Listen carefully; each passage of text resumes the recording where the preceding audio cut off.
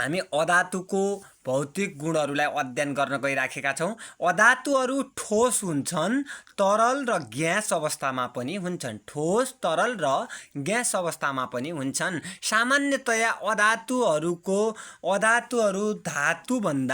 अधातुहरू धातुभन्दा नरम हुन्छन्। हामी के पढ्दैछौँ त? अधातुका भौतिक गुणहरू। अधातुबाट विशेष किसिमको आवाज उत्पन्न हुन्छ। अधातुहरूको टलक हुँदैन। अधातुहरू पिटेर पातलो बनाउन सकिँदैन। त्यस्तै तातेको अधातुलाई तानेर वा बल प्रयोग गरेर लामो बनाउन सकिँदैन। अधातुहरू विद्युत र तापका कुचालक हुन् भन्ने कुरा हामीलाई प्रष्टसँग थाहा छ। अब त्यसै गरेर हामीले चाहिँ के अरे धातुको भौतिक गुणहरू पढ्नु पर्यो भने, अध्ययन गर्नु पर्यो भने ठ्याक्क त्यसको विपरीत भन्ने, त्यसमा सकिँदैन छ, उसमा सकिन्छ भन्ने कुरालाई थप्ने। अधातुहरू जस्तै हाम्रो अधातुहरू ठोस, तरल र ग्यास अवस्थामा पाइन्छन् भने धातुहरू प्राय जसो ठोस अवस्थामा पाइन्छन् भनेर भन्नु पर्यो। सामान्यतया धातुहरू कडा हुन्छन्, उसमा नरम हुन्छन् अधातुहरू भनेको थियो, यसमा कडा हुन्छन् भन्नु पर्यो है। अधातुबाट विशेष किसिमको आवाज निस्कँदैन भनेको छ, तर धातुबाट विशेष किसिमको आवाज निस्किन्छ है। अधातुहरूको टलक हुँदैन भनेर भनेको छ है, धातुहरूको चाहिँ टलक हुन्छ भन्ने है। त्यस्तै अधातुलाई पिटेर पातलो बनाउन सकिँदैन भनेको छ, धातुहरूलाई पिटेर पातलो बनाउन सकिन्छ। फलाम, सुन, चाँदी, तामा आदि इत्यादि है। र त्यस्तै गरेर तातेको अधातुलाई तानेर वा बल प्रयोग गरेर लामो बनाउन सकिन्छ, तर धातु है सकिँदैन है। तातेको अधातुलाई तानेर वा बल प्रयोग गरेर लामो बनाउन सकिँदैन, तर धातुलाई तानेर वा बल प्रयोग गरेर के त लामो बनाउन सकिन्छ है। तपाईहरुले मेसेज पनि गर्न बुझेन भने तपाईहरुले मेसेज गर्न सक्नुहुन्छ। अधातुहरू विद्युतका सुचालक, ताप र विद्युतका सुचालक भनेर अधातुलाई भन्ने है। अधातुलाई भन्ने कुचालक है, कुचालक। अधातुहरू विद्युत र तापका कुचालक, धातुहरू के त विद्युत र तापका सुचालक है। यसरी हामीले चाहिँ पढ्नु पर्छ है प्यारा भाइ बहिनीहरू। अब यसपछि हामी चाहिँ अर्को टपिक्समा जानेछौँ।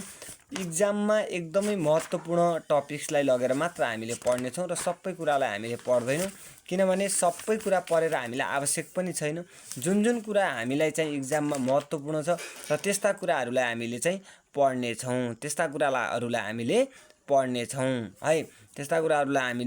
पढ्नेछौँ र अध्ययन गर्नेछौँ। र यस्तै किसिमको हामी अर्को च्याप्टरतिर लाग्नेछौँ र तपाईहरुको परीक्षाको लागि एकदमै इम्पोर्टेन्ट अर्को च्याप्टर हामीलाई आइसकेको छ। मिश्रण भनेको के हो है? यो प्रश्न हेर्नुहोस्, मिश्रण भनेको के हो भन्ने कुरालाई हामीले हेर्नु पर्छ। दुई वा दुई भन्दा बढी पदार्थहरू मिल्नु है, मिसावट गर्नु है, लाई के भनिन्छ? मिश्रण भनेर भनिन्छ है। मिश्रण जसलाई अंग्रेजीमा मिक्सचर पनि भनिन्छ है। दुई वा दुई भन्दा बढी वस्तुहरू है, दुई वा दुई भन्दा बढी वस्तुहरू मिसिनुलाई नै मिश्रण भनेर भनिन्छ।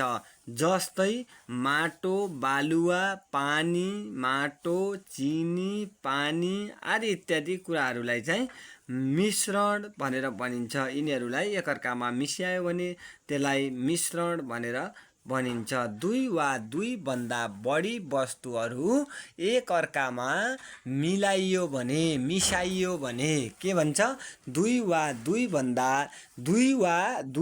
दुई भन्दा बढी है वस्तुहरूलाई एक अर्कामा चाहिँ मिसाइयो भने त्यसलाई के भनिन्छ त?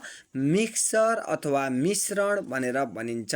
जस्तै आफ्नो दैनिक जीवनमा माटो, चामल, दूध, दही, चिया, हावा आदि विभिन्न प्रकारका वस्तुहरू देखेका छौँ है। के ती सबै पदार्थ एकै प्रकारको वस्तुबाट बनेका छन् त? छैनन् पक्कै पनि। अथवा विभिन्न प्रकारका वस्तु मिलेर यिनीहरू बनेका छन्। चिया पकाउँदा पानी, दुध, चियापत्ती, चिनी आदि मिसाएर हामीले चिया बनाउँछौँ है। चिया बनाउनु पर्यो भनेपछि हामीले के पानी, चिनी, दुध है आदि इत्यादि यस्ता कुराहरू, चियापत्ती यस्ता कुराहरू चाहिँ हामीले मिक्स गर्छौँ है, मिक्स गरेर बनाउँछौँ।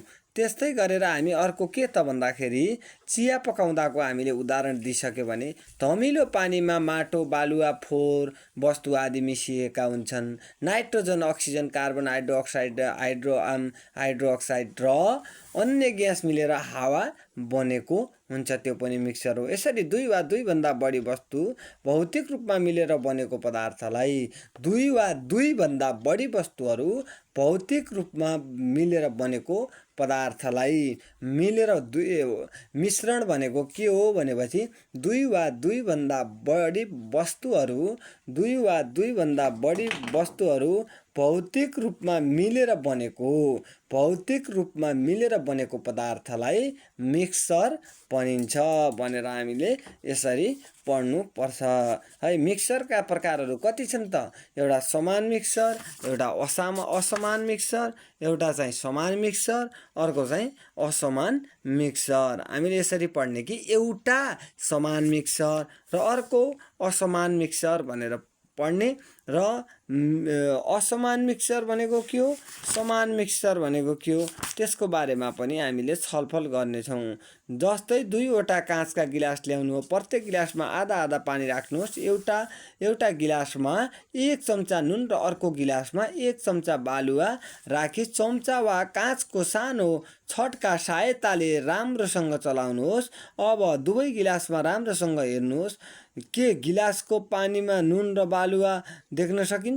फेरि दुवै गिलासलाई केही समय स्थिर राखी के परिवर्तन हामी देख्न सक्छौँ हेर्नुहोस् है। नुन पानीमा घोलेर विलिन हुन्छ भने बालुवा पानीबाट अग्लिएर गिलासको पिँधमा, तल ठेकमा अथवा पिँधमा बसेर जान्छ। यस्ता कुराहरू हामीले अध्ययन गर्नु पर्छ। मिश्रणका स्वरूपहरू पनि हामीले पढ्ने र स्थानीय प्रविधिका रूपमा असमान क्रियाको प्रयोग कसरी गर्न, डिस्टिलेसन भन्छ इङ्ग्लिसमा, कसरी हामीले त्यो बन्न सक्छौँ। र फोटोग्राफी भनेको के हो, यस्तो किसिमकोलाई पनि आउन सक्छ। र आज हामीले जति गरे तापनि आज हामीले 2-4वटा क्वेसनहरूको विषयमा छलफल गरिसक्यौँ।